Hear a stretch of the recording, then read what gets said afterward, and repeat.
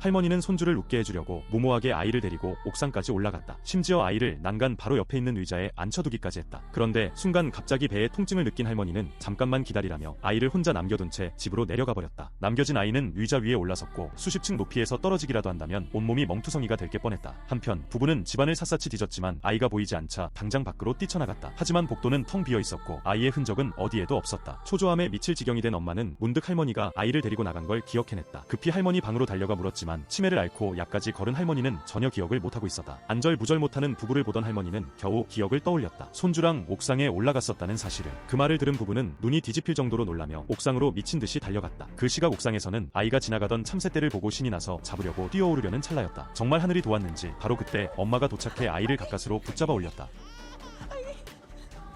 죽을 고비를 넘긴 아이를 끌어안은 부부는 안도의 숨을 내쉬었다. 무슨 일이 있었는지 모르는 할머니는 멀뚱히 다가왔다. 하지만 그때 할머니는 자신의 실수가 이 가족을 산산조각 낼 뻔했다는 사실을 전혀 알지 못했다. 이번 사건으로 인해 더 큰 불행을 막기 위해 아들은 어쩔 수 없이 어머니를 요양원에 모시기로 결심했다. 하지만 어머니는 아들이 자신을 떠나려 한다는 사실을 알게 되자 아들을 붙잡고 울며 집으로 데려가 달라고 애원했다. 하지만 아들은 혹시라도 아이가 다칠까 두려워 결국 마음을 독하게 먹고 차를 돌려 떠났다. 차를 쫓아오는 어머니를 두고 차창 너머로 돌아보는 아들의 마음은 무너져 내렸다. 그날 밤 아들은 어머니 생각이 가시질 않아 결국 다시 요양원을 찾았다. 조용한 요양원 복도는 으스스하게 텅 비어 있었다. 그는 불안함을 떨치며 어머니 방으로 향했다. 그러나 문을 열자마자 눈앞에 펼쳐진 광경은 그를 얼어붙게 만들었다. 어머니는 그저 병든 채로 누워있을 뿐이었고 입에서는 아들을 원망하는 목소리가 들려왔다. 이건 분명 악몽이었다. 식은땀을 흘리며 깨어난 아들은 어머니가 정말 괜찮은지 걱정스러웠다. 그들은 사실 노인을 싫어한 것이 아니라 갓 태어난 아기가 다칠까 봐 두려워했을 뿐이었다. 아내의 격려를 받고 아들은 다시 요양원으로 향했다. 하지만 도착해보니 꿈과 똑같이 요양원은 사람이 하나도 보이지 않았다.